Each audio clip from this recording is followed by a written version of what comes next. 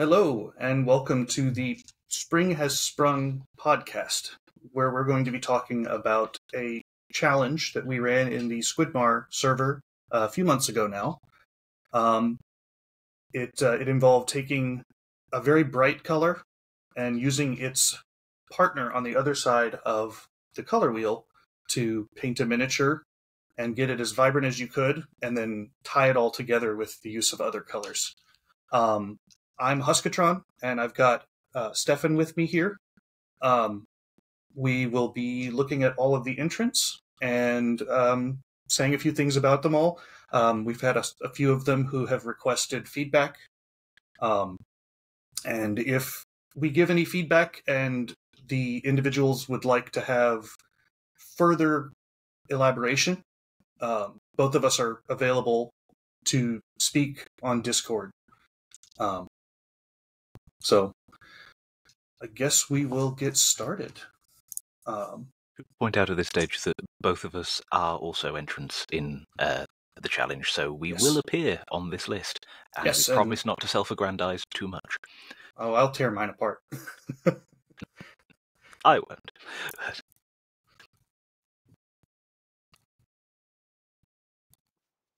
All right. So we're starting with AwesomeArtFreak. I really like how she did this model. She mentioned something while she was working on it, that the bird on his shoulder, she didn't notice that it was a bottle. Oh. Until a little ways into painting it. I love the way she painted the bird and the patches on his jacket. She did the denim very well too, I think. There's lots of lovely sort of just little pops of colour here and there that mean that what could normally be just a very large and untextured or indeed sort of disinteresting space, there has not lots of sort of little areas where the eye can be drawn to it, which is really nice. Yeah. Well, I'm also really impressed with the shine on the bottle of whiskey on his head. I like the cartoony style of the reflection on the glass. It reminds me a lot of, and you and I were talking about it just the other day, of Cowboy Bebop and the shootout in the bar in episode 1. I think it is just all of the various glass that's there. It's got the very consistent art style to it, which is very nice. Yeah. So, excellent work. And then the back looks just as good. I think she did a great job with the hair. Oh, yeah. It's me in 50 years. Possibly. Maybe with less whiskey, but... Well, we'll see. We'll see. Next, we have Artis, or Artis. I'm not sure how to pronounce it. The thing is, I'm not either, so we'll go with whichever. But I think this is excellent. It almost doesn't look like a model. It looks like a painting on canvas to me. It does. It's all of the just deliberate brushstrokes, all of the deliberate shadows, all of them, they work really nicely to the point where if you were to tell me that it was just a picture of a canvas, I'd probably believe you. Yeah, I like the very... It's going to sound a little bit off, but I like the very painterly approach where they're not trying for full realism. They're going for much more broad colors. There's not a crazy amount of blending. It looks, you can see the brush strokes in some cases. And then the colors for this white cloth.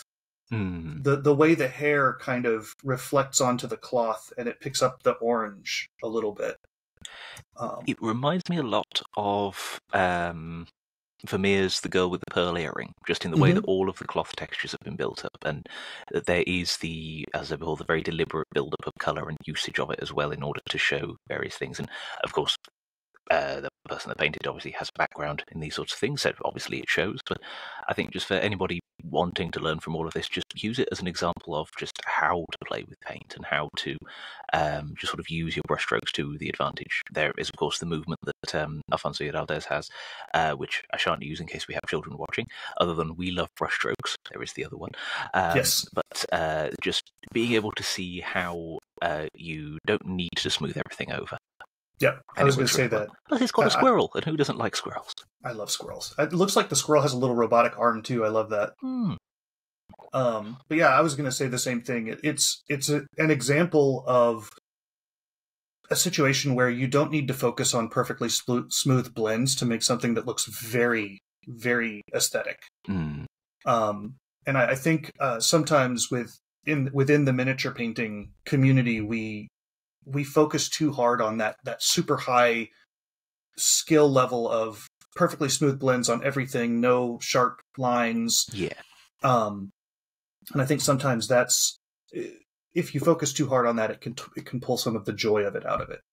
Oh, definitely. It can be that you often get stuck with technique over the finished thing. So you might think, right, I want to do this very complex, say, light pattern off something. And you think, right, it needs to be exactly perfect. And then you spend about 100 hours just working on that. Little exaggeration, but still. And to the point that the time that you finish, you just think, right, I can't remember what I was going to do for the rest of the mini, and this doesn't look as good as I was hoping to. Yep. Whereas if we just went for it, it probably would look just as good, if not better. Yep. Yeah, and then the other thing, one last thing I wanted to say about this is the use of light. It looks like there's just a bright spotlight. It's not soft, diffused light. It's very harsh, bright light from above. And the folds on this sleeve do a very good job of conveying that. Yes. Excellent work. Next, we have our snack lord, Dennis. Also, for those watching, we are going through them quite quickly. We could spend hours just talking about each entry, but we've been told not to by the powers that be. So we're going through. Dennis has said that we can spend a whole lot of time, but if we did that, we would be here for 4 hours. So, but I think he told me that he did this one very fast. Didn't he do it on like a VC evening or something? He might have. I think he did it a couple hours at least. At most, maybe. Yeah. But I think he did a great job with the time that he had on it. Oh yeah, I mean you've got nice blends into there, especially onto the wings. Which, if I would say, this might just be with the way that I look at it. I always think that the left wing, or his left wing, is where the eye is drawn more than perhaps it. But you can see quite clearly on there, you've got the nice glow from the green, you've got the nice shiny gold, the nice fade onto all of the others, and that really does show off all of the different colours that are present on the miniature, which works really, really nicely. Absolutely, yeah. And Dennis did request feedback, specifically. I think the only feedback that I would give, I love the colors he chose. I love the placement of them. I like that he's put this little green on the bottom of the shield, it looks like, to have kind of that color shift appearance. Yeah, the just getting any reflected light off the areas around it just really helps to sell it as a reflective, but also a curved surface as well, which helps with the volume. Exactly. I like that a lot. I kind of wish that there were some brighter highlights on this green. Yeah, just on the wings, just so and maybe on the scrolls. Oh yeah, definitely. Just so it's the same kind of like luminance as the haft of the spear. Yeah. Because it's like you've got the really nice bright green areas along with the wings, but then the sort of the more jade areas, they are a little bit muted just in comparison, which could, I suppose, if just like another 20 minutes just going and highlighting even just the ends of some of them, just so that the tips pop a little bit more. That might work. The other thing that would be really cool, and I if he wanted to spend the time on it, it would be really cool. It looks like he's attempting to make this haft of the spear glow. I would love to see a little bit of OSL. That would be really cool too. Very nicely. To have it almost like a laser beam that he's holding in his hand. I think that would be very cool. And I suppose if we're wish listing things that he could do as well, if he's doing OSL, he could also do some freehand on that other shoulder pad, just that doesn't have the Hammers of Sigmar symbol onto it. Yes. There you go, Dennis. Things to work on in the future. But other than that, I think he did a great job. I love the shading. Because even on this leg here, you can see he put the effort into having the pink and the green represented in the armor on the leg. The use of colour is fantastic, and the way that it has been placed around it in order to get the balance of the pink and the green, it works really, really nicely. And I think that would be... It's a great stopping point for any painter to get to. Once you've got that established, it's so impactful. The miniature's pretty much made at that point. Yep. But it's then at that point, if you wanted to push it a little bit further, there's ways that you can do it, but there is no need to if you're happy with it. Exactly. But otherwise, excellent job, Dennis. I quite like it. Oh, one last thing. He did mention that he specifically put glitter on the base. Oh, in which case I take back everything I've just said. No. It was excellent. Next, we have Deratil, I think is how you pronounce it. Apologies if we butcher people's names. That's why I'm getting Husk to say them rather than me. I'm from Texas. I can't pronounce anything. So they have requested feedback as well. And they did. I think we had a couple people say that there were comments. This is the Fisher-Price Marine. This is yes. the Lisa Frank Marine, things like that. I think they did a really good job making all of these colors really pop. Yes. I think. Go ahead. I was going to say, for how disparate a lot of the colors are, you would think that if you were to use that many colors just on a miniature or even just a Space Marine in general, that it would look a bit of a mess. But in some ways, just from looking at it now that it is all finished, it does work in many ways. Like the combinations of the colors that they've got onto it, as well as the separation between the bike and the Marine, it just helps to sell what could be this kaleidoscopic milieu of various other colors that just would clash and all of this, but it works instead. It does, and I do like that they have the blue on the bike, and then they have that sort of represented on the Aguila. Yeah. On the chest. And I hope I said that correct. Or Aquila, Aguila. Something like that. Something. Yeah. I think the only critique that I might give, really, is I would love to see these panels with some gradation from a light to a dark. And it's a technique that's usually done in stuff like BattleTech or other mech robot based games. Or I think Den of Imagination have started doing a lot on things like dreadnoughts and the sort of the boxier of the Warhammer.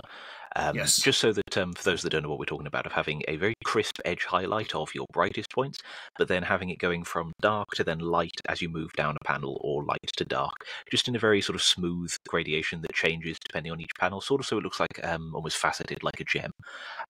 But it just helps to really show that that light is hitting it for one, but it also just keeps the eye looking at it, and you can use that to play with the direction that the eye might be taken. So, for instance, if we use the back of the bike, for instance, where all of his boxes and stuff are, if on one panel, if you had a gradation that went from the edge highlight, and you had dark next to the edge highlight, and then leaving towards lighter towards the back of the bike, as Husk is demonstrating there. And then on the other panel, do it in the opposite direction, so it's going from dark towards the Marine, light up to there, because lighter colours generally bring the eye towards points, so you have a brighter colour will mean that that's generally where your focal point is. You can use that to start to play with how you want to move the eye around. So if you then had another brighter colour of the Marine next to that darker area, your eye would naturally be drawn towards there and then move to another lighter area and then another one. But then you can use the darker areas again to push it away from it. And you can really play with all of that, and by having gradation over it, it can really start to sell different areas. Plus, if there's areas that you're not too happy with about the Mini, you can use that to pull the viewer's attention away from it all as well, and then they'll never notice. Yep. Yeah, the other thing that I like about that gradation is you don't have to do it perfectly smooth either. You can just gradually mix your paints and do thin layers of paint that get gradually smaller as you get toward the lighter spot.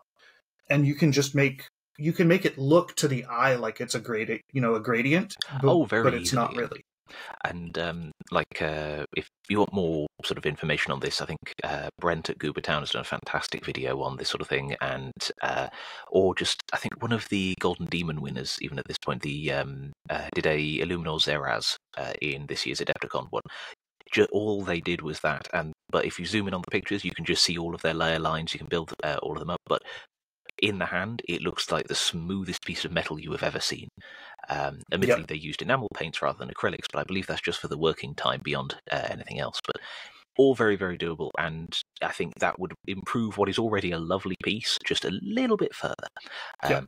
The other thing, and it's very, very minor, and this is something that I forget to do all the time, so it's a little hypocritical, is that there is a really clear mold line on the helmet of the Marine. And it's what I see immediately, and I realise that it may not have been something that they had missed or even sort of noticed at the time, but it's just a thing that if you do get them, do try to get all of them before you start painting. I know there's always ones to miss. I have very frequently. But...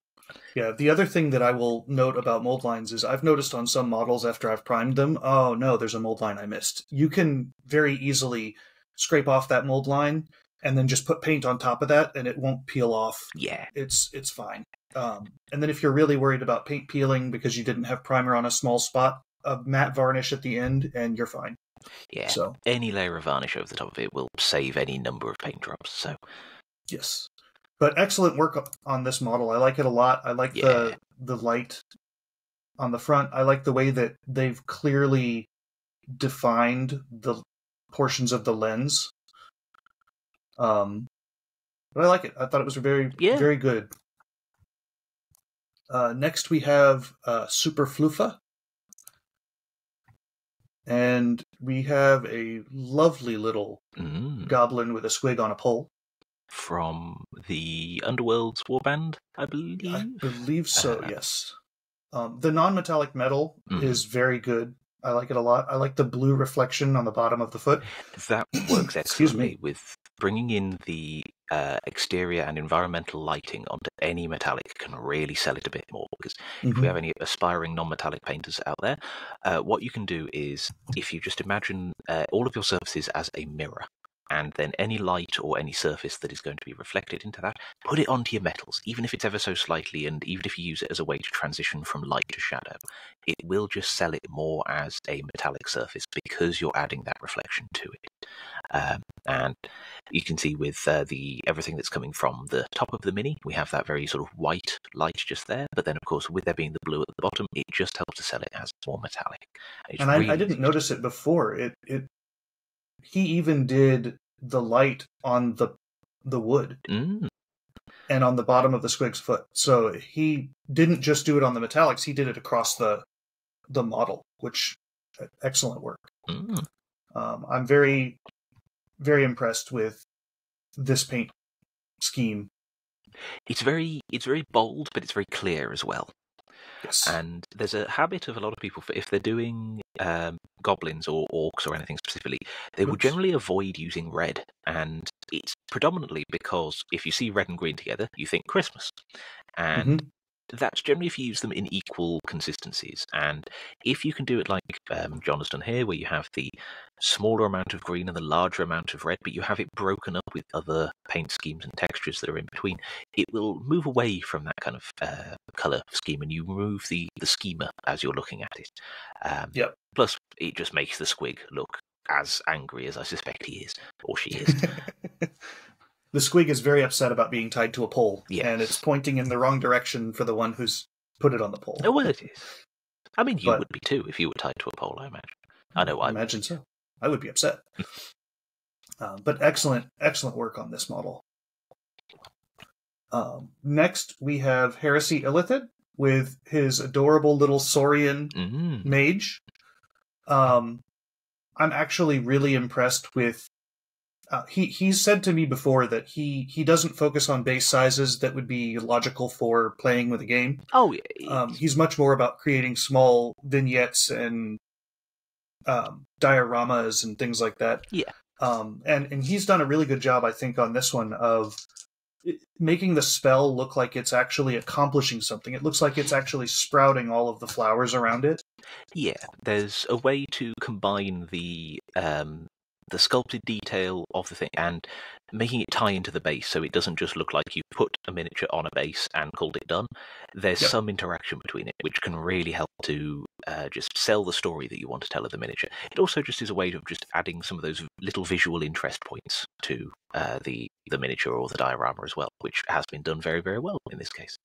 Yeah, and I think he did a good job as well with the separation of the stomach of the little dinosaur and the clothing. I think it looks really good. Yeah. And then he's got the nice little rock platform that he built for the little mage. Yeah, and does the I believe it was made out of cork, that one, but it does the thing that it avoids the pitfall that a lot of painters, when they're making bases, do fall into. It doesn't look like cork, which is a huge bonus, because if it does look like cork, pedants like me will immediately look at it and think, that Space Marine or that Stormcast or whatever is stood on a piece of cork. Why is that there? But in this case, he hasn't, which is very, very well done. He did a good job. Yes. I like it a lot.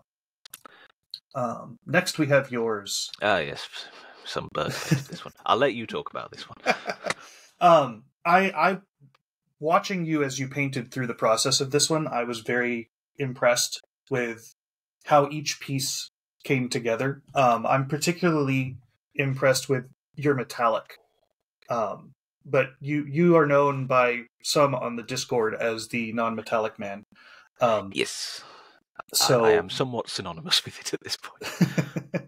But the freehand on the shield, I love the freehand. I love how you've emphasized this little notch. Is that a physical notch on the shield? It is. It's okay. I think it was meant to be in when Lucas Pina was sculpting it. It was supposed to be that. I think there was meant to be sort of like a little bit of cloth or leather that had been peeled off, but then that never made it into the finished version of the sculpt. But they kept the cut onto it just to add that visual interest into there. So I thought I'd incorporate it with the rest of the design. I like that. I love that part, and then the owl looks great, and your use of shadow, the cast shadows that you've done, I think you succeeded. To give people context, the car shadows is something that you may have seen people like Eric Swinson or Artist did it on her bust that we were talking about before, but it's a lot of miniature artists do like to use it in order to establish where the shadows go, and in order to make it look like the light is hitting it naturally, rather than you assuming that the light when somebody's holding it is going to be identical to how you painted it in the first place. I've never tried it before, and it's very, very fun, but it does take a while. You also have to sort of forget what you know about highlighting stuff and learning about all of this. And I recommend that everybody does have a go at trying to do it, but it's not for the faint of heart. But the good thing is, it's very easy to paint over if it goes wrong, because ultimately all you're doing is you just have to highlight stuff over the top of it, and nobody will be any the wiser. Yes. I love the metal of the helmet. I think that's probably one of my favorite parts. To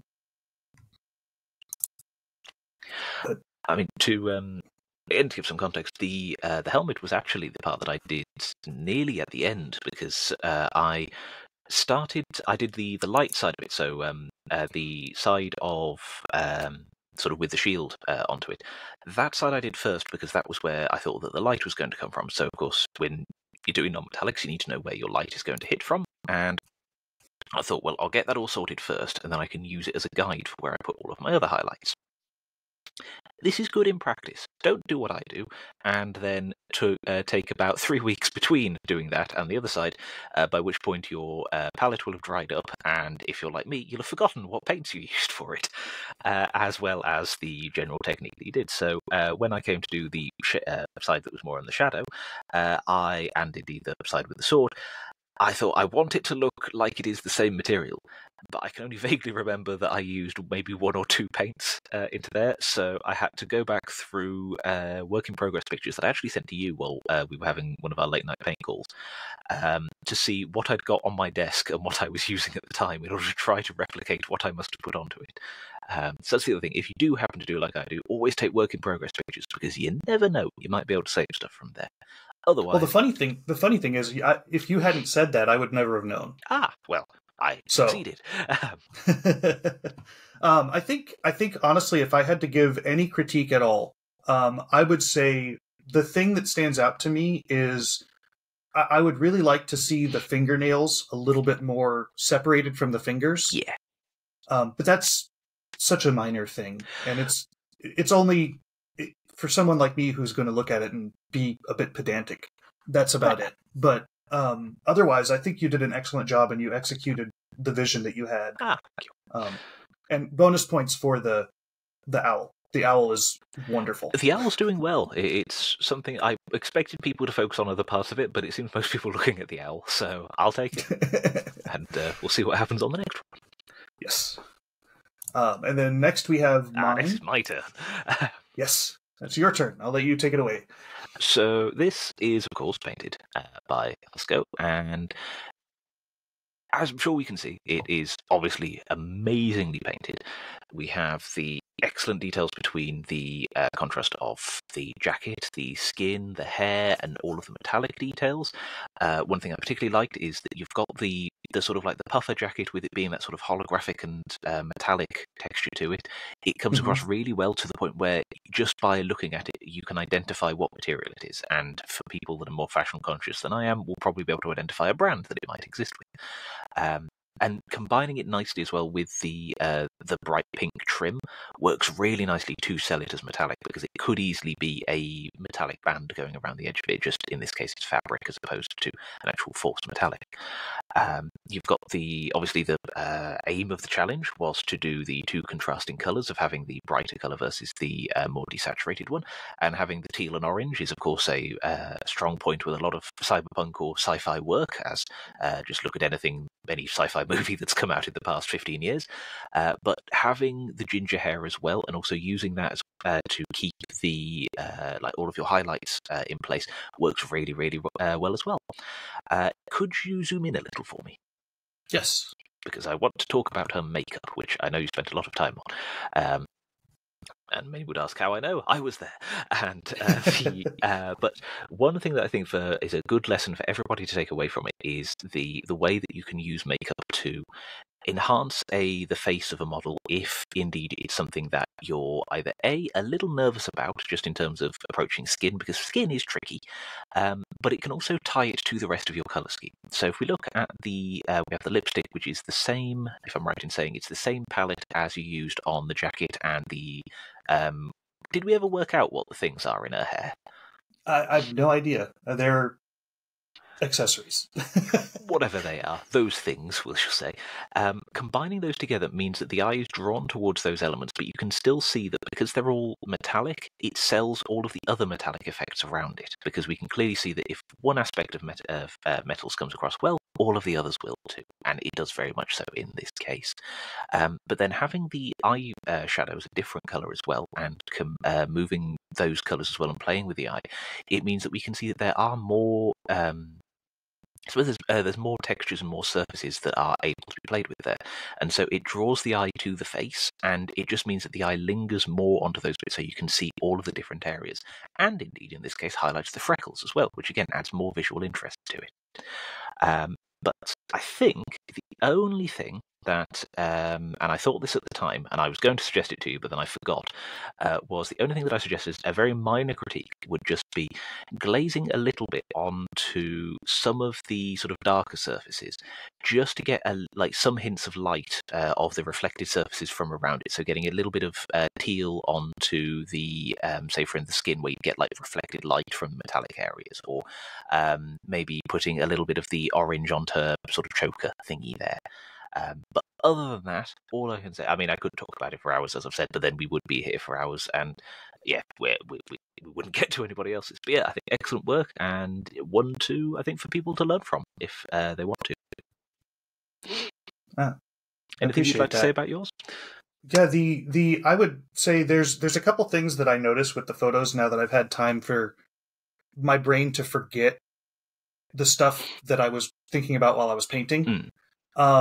I think when I do another model that I do dark eyeliner with, I think I need to be a little bit more careful with how straight my lines are. Yeah. And then there's other things like the I don't know personally if the yellow clasps work as well as I had intended them to.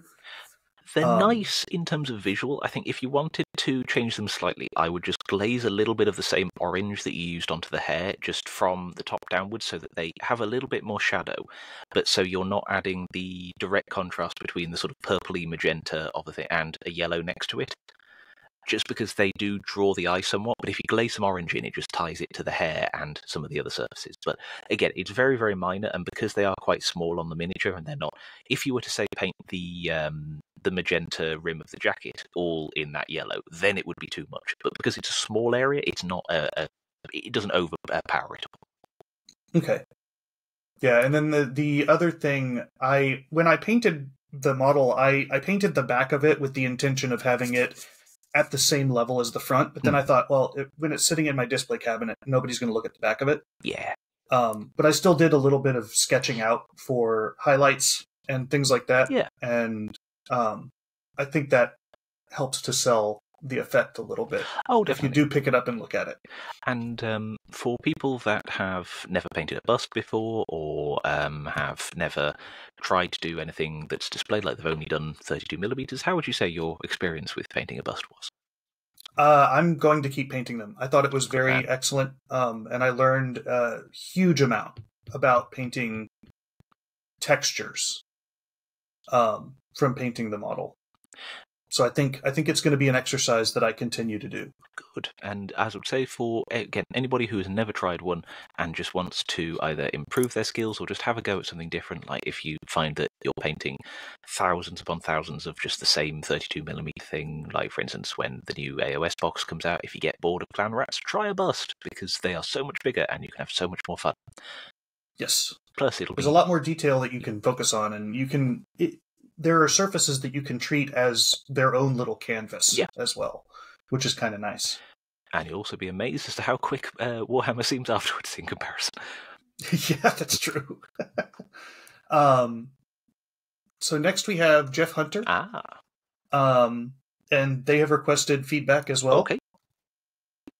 And I remember when they were working on this bust. I really like this bust. A lot of a couple of the folks in there said, "Oh, I didn't know Ganondorf could be hot," because it kind of looks like Ganondorf, right? But he, I think he looks great. I think they did a very good job. It looks like the way the sculpt is done is interesting as well. Like the choice to have no hair on the back of the head like that, where it's almost a top knot, but it has these little segments that go down. I think that's a very interesting choice for the bust.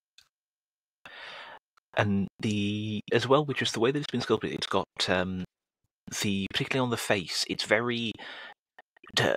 it's a less used term, but it's very craggy, I suppose. It's got a lot of just the cracks and stuff are very good. And one of the things that they've done that's, again, a lot of people when they're painting a face do fall into, is they've not overshadowed all of those cracks and sort of lines into the face, because otherwise it would look like he's been sewn back together in very much a Frankenstein's monster kind of thing. But instead they do look like natural sort of parts of the face. And for one of the things that I probably would critique onto it also goes into there, and that if you wanted to push it a little bit further, and this could just be the pictures, so this could just be the lighting setup, so that might be something to consider. But if you wanted to sell it more as a face, is try to increase the luminance of your highlights just around certain points, and make sure that your highlights stretch across some of these sort of shapes on the face.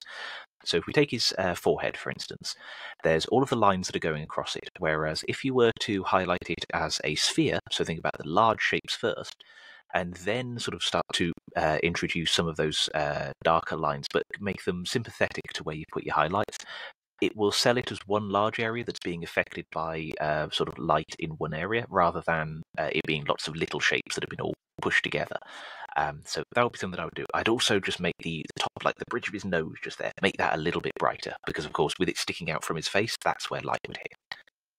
Yep. And it would draw the eye into the face as well. Yeah. I think they did a good job. The eyes are fantastic. Oh, the eyes are amazing. I'm very impressed with the cleanness of the eyes. And then, like you said, the delineation of the different surfaces and the different volumes with the shadow color, it makes him look like a grizzled old warrior. Yeah. I mean, he looks like he's got some years on him, which is what you want from that kind of thing. Whereas if you were doing this to, say, a female bust and you did a similar thing, if it was of somebody, I don't think they'd be particularly pleased with it, because you make them look like an ancient old woman. But unless that's the effect that you're going for. I mean, if they were an ancient old woman, they might actually be flattered. Then it might work. But if it was on the one that, say, artist painted, I think whoever the subject of that was, they wouldn't be too pleased. The other thing that I would say, it's very, very minor, is it's more just sort of something that I do on mine, is for the edges of the bust, if you want to show where the limitations of it are, or the areas where you want the person to focus on, if you paint the edges black, just to show that they're not something that you want the person to focus on, it can really help to sort of like, in the same way that you would frame a painting, it can show the edges of all you want to do. So, for instance, like where his here? arms have been cut off. Now, you could play with that if you wanted to and show that there is things going on and that there's sort of like you might want to build up texture there. But if you just paint them black, it just has a nice demarcation point for the viewer so they can see where the stuff that you want them to focus is and then where the stuff that they don't necessarily need to. Yeah, I agree. Overall, though, excellent work. I know they struggled a little bit with the highlights and the overall contrast on the model, and I think they executed very well. Oh, very much so. It's especially with doing green, because green is one of those colours where it can either be too bright too quickly or stay dark and never get any brighter. And they've got a very nice balance between getting so that the highlights are still subtle and they're not overpowering, but it is still highlighted. It's not to the point where it's all been just sort of shaded and all of this, and it doesn't look like every other grizzled orc warrior in the 41st millennium, or indeed look just sort of like a bit bland. They've still got that nice nuance to it, which again is also helped with the bright red hair, which works very, very nicely. Yes. And to your pointer from earlier, it doesn't look Christmassy because it looks like the hair is just a part of him. Yeah. And it's such a small proportion. Whereas if he had like red tattoos on his chest, he'd be a Christmas orc. Oh, yeah. Which could work, but I think in this case it may go for a vision that they didn't necessarily intend to. But excellent work on this. Very, very good. Next we have John M. with the Kroot. And I really love the sketchy paint style on this one. I think it does an excellent job of highlighting the model and making it look like it's an illustration almost. It reminds me of, there was, I hope he's still painting. I've not seen his work for a while, but it was on Instagram, it was sort of like Blackbeard painting or something like that. And he had a very unique highlighting style where he would paint things sort of like one solid colour, but then all of his highlights would be done as horizontal or vertical lines. And it did have a habit of making any cloth that he was that the model was wearing look like they were just all bedecked in corduroy, which is a choice. But it would work for every single sort of just texture onto it. And once you sort of got over the initial sort of shock of how they painted it, it worked really nicely for making it look illustrated. And they've done something very similar here, especially with the skin on the forearm. It's there's a lot of sort of nice texture that's built up there. And as you say, it helps to make it look illustrated because it's almost cell shaded, I suppose, as well. Yeah, it's got those interesting striations, like the way that the axes are done. You know, you've got the metallics are specifically painted to look like they have grooves on them. It looks almost like it's a rough metal. Yeah, it looks like something that's been polished. Sort of. It looks like it's just been sheared off something else, which works really nicely for it. And I just think as well. I don't have any other notes. I like it a lot. I think this is excellent. I'm slightly biased because I love the Kroot, so. But I really like this one. Next, you've done a very good job on selling the Kroot to me over the times we've been talking. That may sell it even more. I may have to buy some now. So. They're fun. I think my favorite is the Krootox. I love the Krootox. Next, we have Max Deblow. I think this is excellent. It's like he's blowing bubbles of blood. Yes. I know somebody in the server did mention that it's like the TF2 Meet the Pyro video, and I very much agree. But I think it works. I can hear the pyro in my head as well. That was probably just teenage me playing way too much TF2. But I think they did great. The lime green is very well highlighted, like on the ocula. It's highlighted to the point where at first I didn't even read it as a green. I thought it was just a gold. Which is, again, something for if we have non-metallic people going. If you want to, if you're using an ochre as a base for your non-metallics, a very bright lime green can work excellently as a highlight tone when you mix it with it, because it just has that natural contrast to it. But yeah, and I think this is a peace sign. I think it's a peace marine, is what they said. A sentiment I'm sure we can all stand by. Yes, but I love the dark line on the backpack. It's very, very neat, which works here as well for it. You've got the underweb of the armor, all dark, just black, and then you've got the armor on top of it. It's very good. I like it a lot. And as well, just an oft overlooked thing, the base works nicely as well. Like, they've not used... They've got colours that are sympathetic to the rest of their colour scheme. So we have the magenta and the white flowers, which white can normally be something where the eye would be drawn towards the bottom of it if you've used them. But because they've also got the purity seal in the bright white, it just helps to tie and use that as a point highlight rather than something that's distracting. So yeah, if they hadn't done the purity seal in white, or they hadn't used the flower, that would draw the eye. But because they've used both of them, it just works very neatly to tie them both together. I agree. I think this is a really good one. I like it a lot. And I just noticed there's this little tiny bit of blue at the top. Yes. Now you zoomed in, I was just noticed that the helmet's red as well. That's rather nice. The faceplate is red. It's a nice way to tie it together with the bubbles. We'll say bubbles. I'm not sure what that is. We'll ask Max later. But I like that one a lot. Next we have Monster.Painter. And they have requested feedback. For a lot of these, I specifically didn't look at them before we started recording, so my reactions would be genuine, but it also means I've forgotten what people did. It's not necessarily a bad thing, I don't think. No. But I actually really like this little troll. It's very Warcraft, which is very great. Much so. Because both of us have served our time in the services of World of Warcraft. So. Yes. I also played a troll as my main character. So, but I'm really impressed with the highlighting on the skin.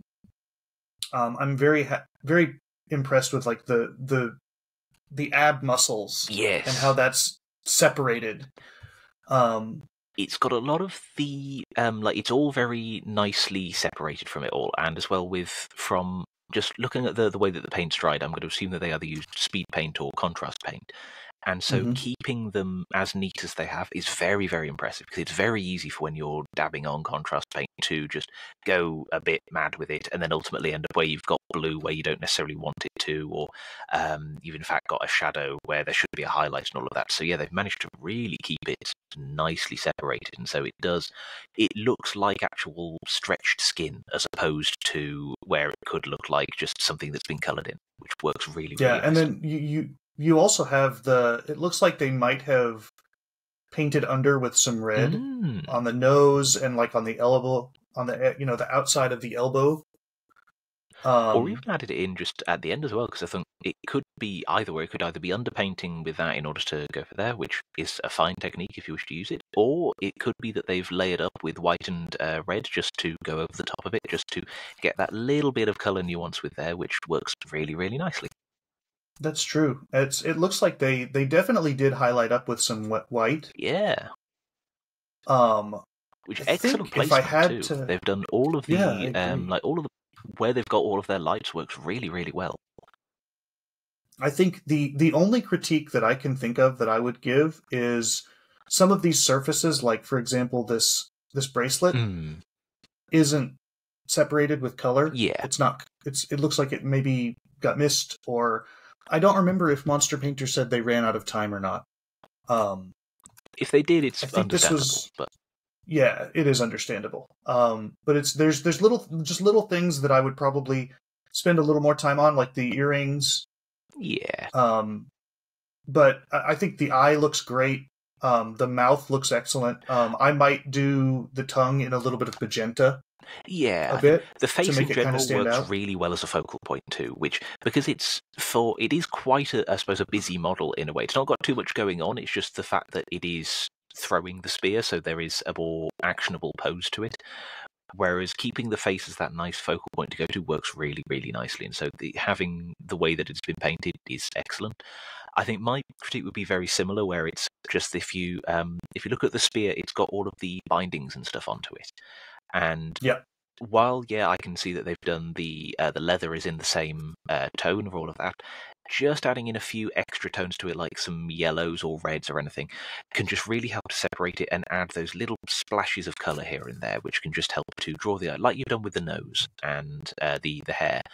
It just means that there's some more visual interest for whoever's looking at it, just for their eye to latch onto. And that'll just mean that the piece is a lot more memorable. I mean, it's already memorable in and of itself, but it just means you can really keep it in there for longer. Yeah, I like it a lot. I think they did a great job. Yeah. Let's see. Next we have Okuhaku. And Okuhaku has done Dr. Manhattan. Dr. Manhattan.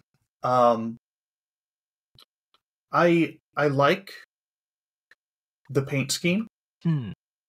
I know that Oku did their paint scheme based on, I think, either some box art or something else.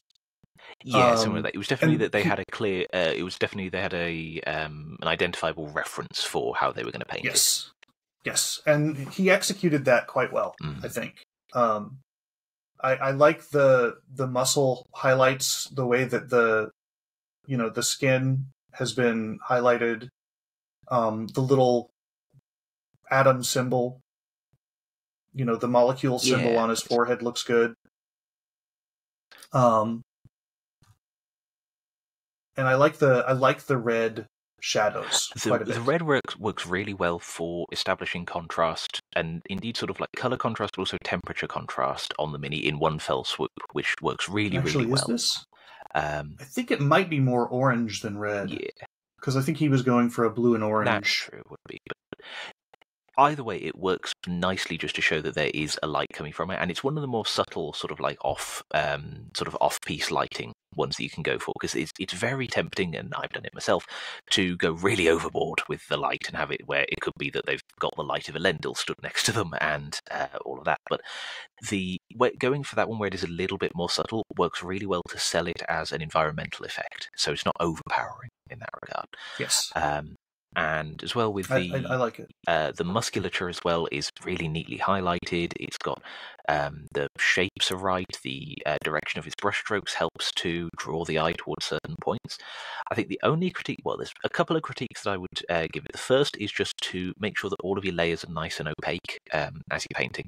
Just because while there is a natural translucency to the paints, it's in some cases you can see where some of the other layers are a little bit thinner than the previous ones, and so you get that transference of light through them, where you can just see some of the lower layers with your highlights. So it does skew it a little, and I wonder if that's what the camera's picking up on when you take the pictures, because there's some areas where it's trying to compress it a little. The other thing would be the metallic ring that he stood on. It does blend into the background quite a lot. And adding in a few more highlights onto there just to draw the eye towards the base. Not so bright as perhaps the rest of the skin, but just a little bit more to give it, again, that visual interest and that pop to it would just really help to sell it as a complete piece. Or even add some sort of blue glow to it to show that there's, like he does glow in the film, just to sort of show that there is that transference of light between it. So you've got the red coming from, orange coming from behind, and then the blue coming from the front. Yeah. I agree. I think it's good overall. I think he did a great job. Yeah. Executing on the goals that he set when he started the model. Oh, definitely. And it's like, even those critiques are with my most pedantic hat on. So it's tricky for all of them so far. All of the sort of like critiques and suggestions that we've been giving, we have to really dig for those. So it's not a case of where these are very easy to find. We're deliberately picking on stuff that with our most pedantic frame of mind on. So even in this, it's still an excellent piece. We're just really having to dig deep for things to talk about. Yes. You have to put your critic's hat on. Yes. Which does get in the way of the headphones somewhat. Yes. Yes, it does. So next, let's see. Next we have Richie Squishy Rich Pizza Lord. And he has requested feedback. Okay. Ooh. I remember when he started this one, and I love this little Zinch horror. Is this one from the army, or is this from one of the... I think it's an Underworlds one. Do you remember the set that they released with the... it was like the Gaunt Summoner, the other one that was for Underworlds. Yes, it was in that warband. This might be the same guy. Yeah. But yeah, it would get really, really evocative model of just the strangeness that can happen in Warhammer, where we know roughly what a pink horror or a blue horror looks like. Well, we think we do. But then this thing comes along, and it reminds me a lot of... do you ever play The Sinking City? I don't believe so. There's things in there that it's a fairly decent game. It's just very, very long. Some of the enemies in there are called wild beasts, and there's one that is just sort of like this eyeball with a load of hands running around that will leap at you and shriek. Normally when you least suspect it, and it reminds me quite a lot of that. And even with just the colour scheme, because they are presented in this kind of off grey blue kind of colour, and it works really, really well. And again, evocative of this. Yeah, I think I'm really fond of the little eyeball in the middle of the teeth. And I really like the way that he's tied in the base with the color scheme of the model. And he's got the little bit of OSL on the hands with the green. And for such a small model as well, keeping them subtle is really good, because, again, it could be very easy to do too much of it, where... just bright green all over him. Yeah, like, I'm sure everybody, when they've tried to do OSL, has thought, well, I've got an airbrush and I've got green ink. I'll just hold the model like this and spray like that and just do whatever.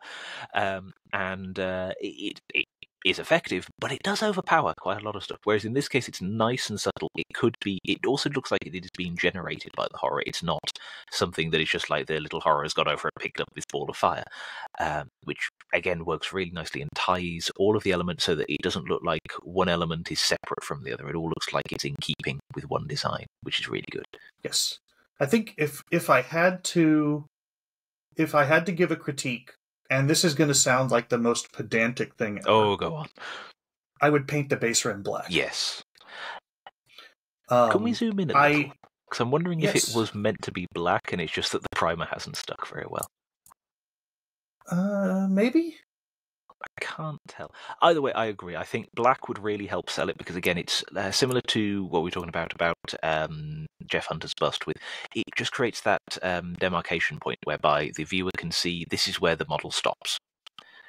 Yes. And then it just really helps to sell it all. And this is why, for any painter that is watching out there, always paint your base rims or the pedestal that you've got your bust on or anything like that, just because it helps to show where you don't want the viewer to look at rather than something that you do.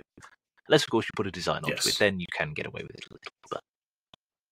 yes, yeah, I agree. It's overall, I think that our Pizza Lord should be very pleased with this model. Oh, very much so. And the only other thing I'd perhaps say is just maybe adding a tiny touch of like gloss varnish onto the eye, just to make it look eye-like without having to add in more layers of paint just to get like that little dot of white, because it is a tiny model, and I hate to think how many times the eye took to get it right. If we did it in one, he's better painter than I am. But just to do all of those, I think just to really sell it, to have a texture that's just something you can add at the end, would just help to also sell it and give something else. I agree. But yeah, I think that was great, though. Next, we have Spexidor, and he has requested us to tear him apart. Ooh. I'll just say that it's feedback. But this is another squid. That's debatable. No, but I think he did a great job. It's the same model that we saw. I think it was Floofa. Yes. Did. And completely different color scheme. The green skin is much more desaturated, which I think is a very good choice with this color scheme. The purple looks fantastic, and then instead of having this as non-metallic metal, it's just painted yellow. Yeah, which it's like yellow painted metal, which I think is excellent. It works really nice. It's very similar to, I think it also shows the effectiveness of the old Iron Jaws color scheme, where it was bits of beaten up metal and then bright yellow. Which Yes. it gives it a natural contrast, but it also just with the non-metallics of the helmet specifically, having that brightness next to it can really just sort of show that it is a darker metal and it is a bit beaten up, which just helps to sell it again as a metallic surface. Yes, I agree. I like the choice of color on the staff going up toward the squig. I feel like having a brighter color up here kind of draws your eye to the squig. It does, and having similarly with the rope that's holding it as well, having that as a contrasting color to the yellow, it just helps to separate it as well and showing that there is that clear separation between it. But it also just, as well, with that little gap in the rope where you can still see the squig through it, it helps that to shine through a bit more, which was one of the things that I can't remember if John did onto his, but it just helps to show that it's all connected. It's not just that the sculptor forgot to put that in, for instance. I also like the stippling on the back of this metal bit. I think that's a really cool touch as well. I also like the on the curved bit of the carapace, the sort of where it hooks in, the shadow that's in there. It's got a very clean line to it, and it's one of the things that if can you go back to the picture of it from the other direction? It's sort of, I think from that direction, it's not perhaps as clean, and it looks more like it's a shadow being cast from just sort of like the light's hitting it from the very front, whereas on the other one it looked like the light was hitting it from the top. Yes. So that would be something that I'd say to make sure that your shadows are consistent. I mean, it's still lovely. That's very pedantic of me, but it's wonderful. The most pedantic thing I think I can come up with as a critique is I would have sealed this mold line. Yeah. Or this gap. Having put because those miniatures, it's visible from both sides. Having put those miniatures together, I do sympathise because they are a pain to get right. Oh yes, I painted how many squigs for my March of Armies? Yes.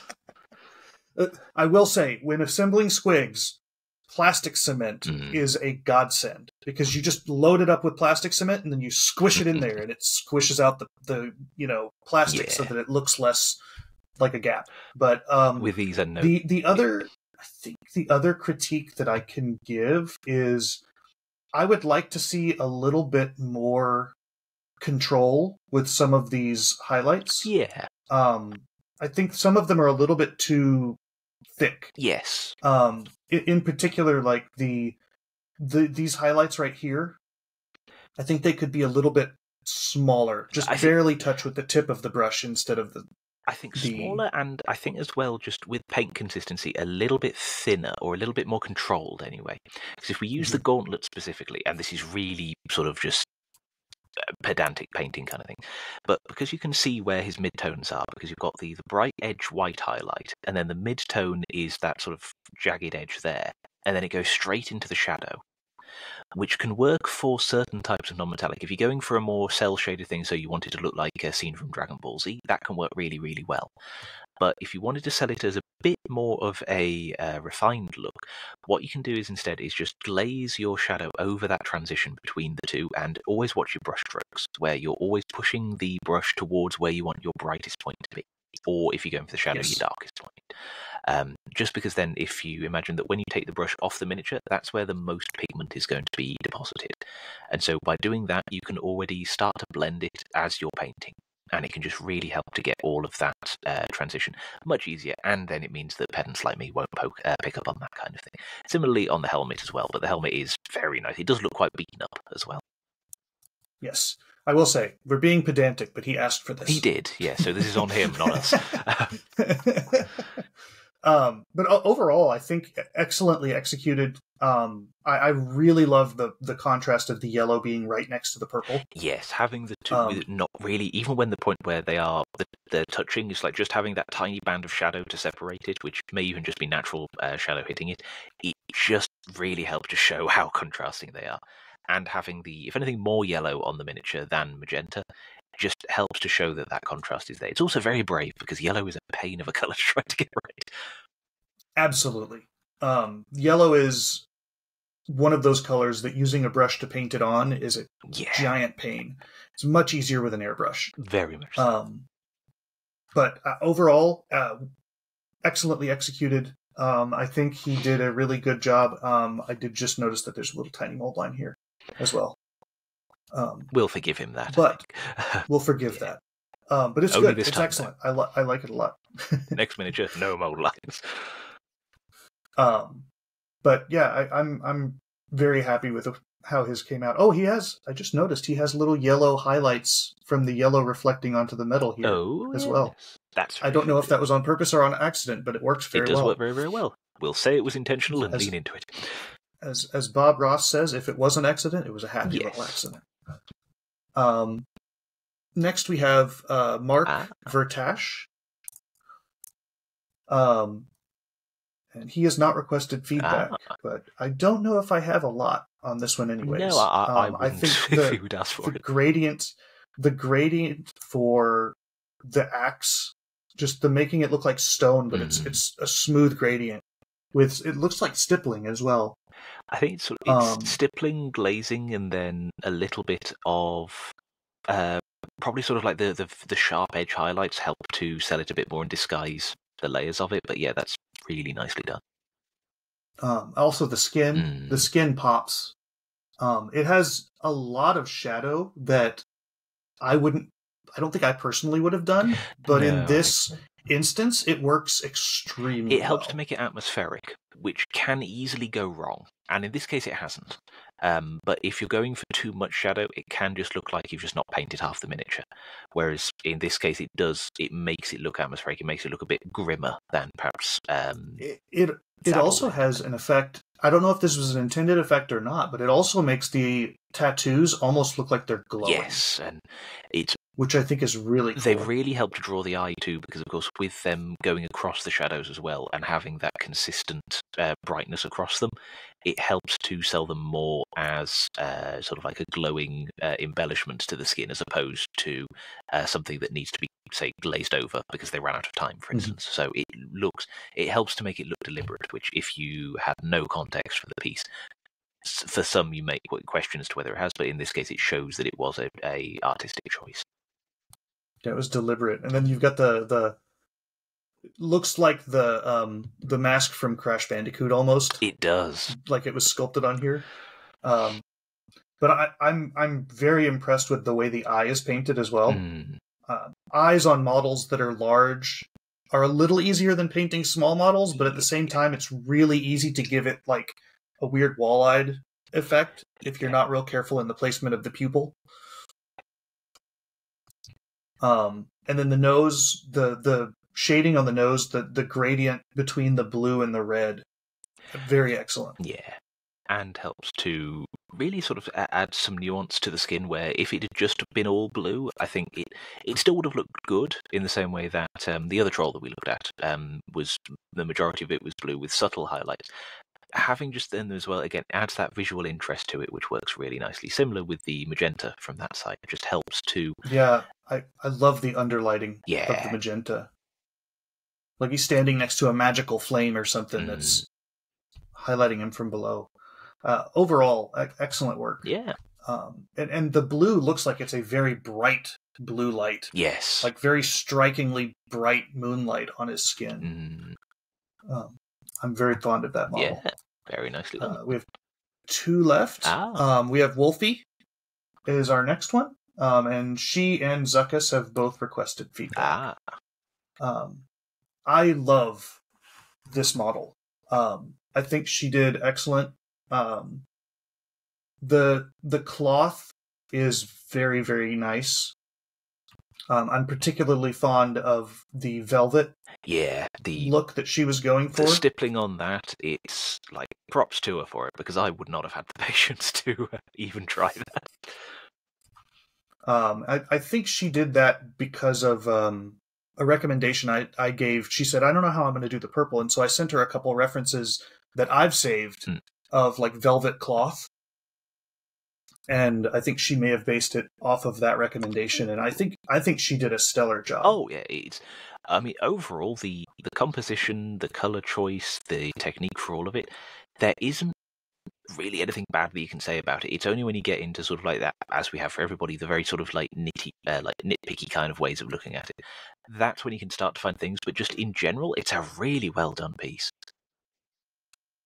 Yeah, she said that she was trying to do non-metallic metal for the bits like the jewelry, the leg bands, or the leg, the greaves, I guess. And then there's the bracers and the shoulders. I think if I had to give critique, I would say the metal. I would like that gold to have a little bit deeper shadows. Yes. To really sell the metal pop. Because at the moment it reads a little too closely to her sleeves, with them being two yellow areas close to one another. I think having, say, a darker red or some brown just into the shadows, just to, even if it's in a dark lining around the knee pads, just to show that it is a metallic surface as opposed to cloth, because they could just be, I don't know, they could be tights with knee pads if they wanted to, but. Yeah, I think she did a good job with the metal. I think if she wanted to push it just a little bit further, that would be an excellent way to do so. Just emphasize those shadows. Give a little bit more contrast between the darks and the lights. Yeah, just to keep things, because it is in terms of the color scheme, it's a very, very vibrant one, which I know was the point of the challenge, but it can never be sort of misstated that when you're doing very bright colors, shadows are equally as important. If anything, probably more important, because they will help everything to look brighter by contrast. And they've got that with the purple, which works really well. Like the interior of the sort of dress skirt thingy behind her legs is being naturally shaded. It works really, really nicely. As well with the purple, having the voluminous shadows into there works nicely. But then on the sleeves, just even overemphasizing where some of the folds are and where they would naturally fall, just to show that it is, again, has that voluminous nature to it, would just help to sell it a little bit more as cloth. Yes. And for me, I think one of my favorite bits of the pink that she did is this the headpiece. Yes. I love the highlights on the cloth here. I don't know what this is supposed to be. It looks like it might be like a crystal or a metal bit that weighs down the end of it. I'm not sure. But the purple headdress is interesting as well. Yes. And I think she did a great job with the skin. Again, the same exact critique that I had for the metal, I could give a little bit with the skin as well. Just glaze a little bit of shadows, like on the bottom of her arms, right? Like down here, just to give it that idea that she's got that light coming from above, and there's a little bit of darker skin underneath her arms. Nothing too much, just very subtle, I think. Or if you wanted to have the, as you say, the sort of the subtle shadows onto the underside, but then have another light coming from below. And then do that on all of the surface, just a very subtle light show there, because then that will, again, by just putting them next to one another in terms of painting, it will make the shadows look deeper. And you can use to sell that as sort of like, it could be a light coming from it, it could be just natural light, it could even just be the fact that to have the natural sort of like reflection of like a sheen on skin or something like that. Just to, again, just little techniques just to sell it a little bit more and to play with the composition.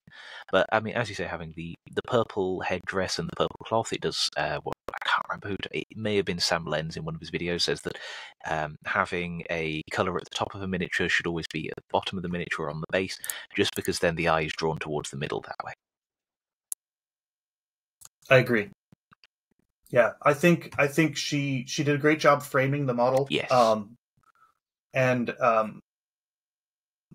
She was actually very nervous, if I remember correctly, about doing this gradient on the cloth, but I think she did an excellent job. It's come out very, very nicely. And I think it's one of those things where you could say, well, you could blend it a little bit more carefully just towards the midtones, but at the same time, that'll take ages and ages and ages, and chances are won't look as good as it does now by the time it's finished. So, yeah, it looks very, very nice. It becomes an exercise of diminishing returns as well.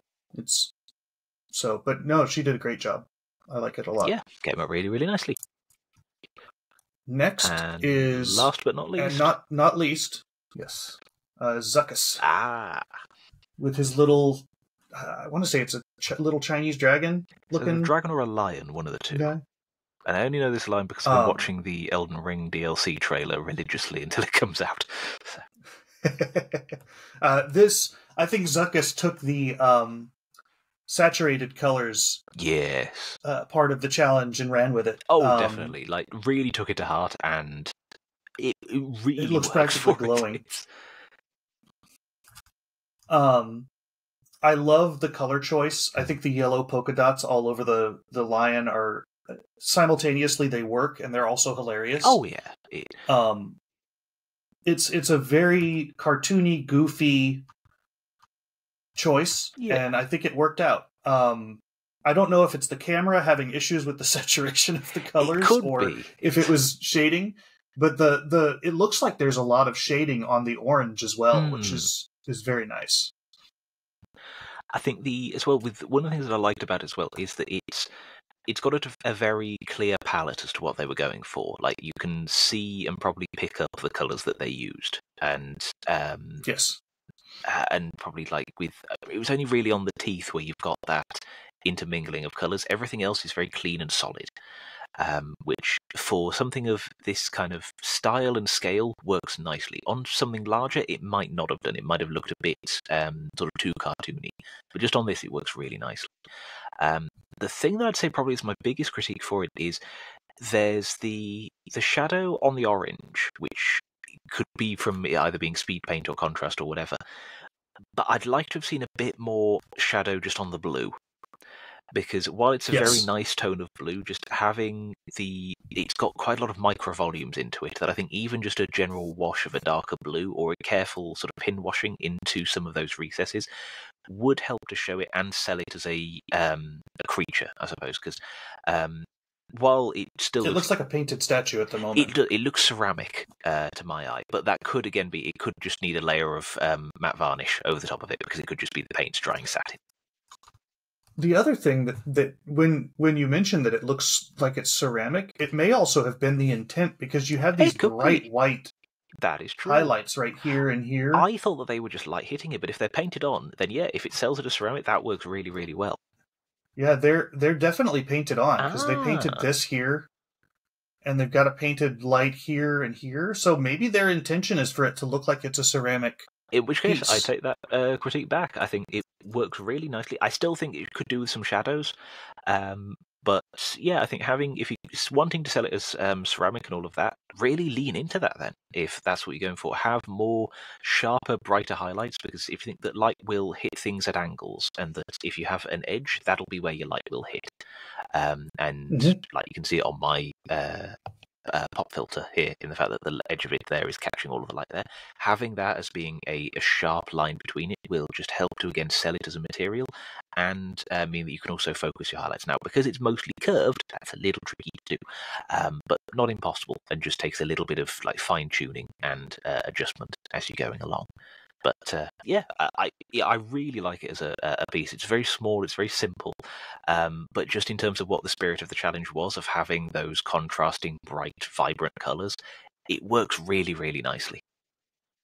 It does. I'm surprised at the variety of interpretations we had in the challenge. I'm surprised and also very pleased with the variety that we had of entries and interpretations and methods.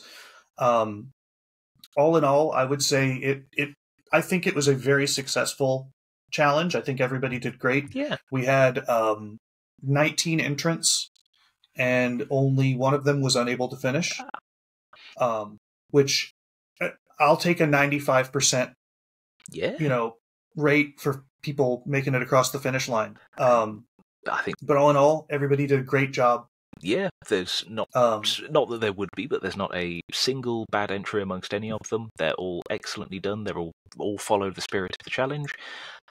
Hopefully those that we have given feedback to will use it on future projects.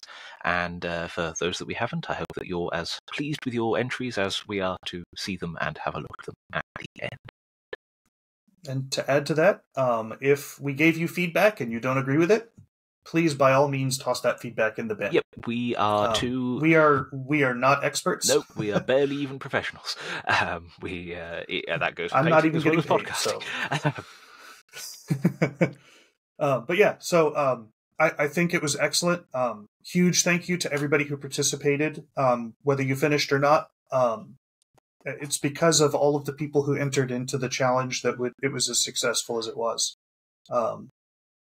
And like I said earlier, if anyone has any request for further feedback, if you'd like us to expand on something that we said, both Stefan and I are available in DMs or in the Spring Has Sprung channel. Just let us know, and we'll happily talk it through with you, or give you further insight. Or doodle all over it if you prefer. That sometimes can be the best way. That's true. But from those of us in the mod community within Squidmar, thank you so much to everybody who participated. We would not be successful without all of you. So.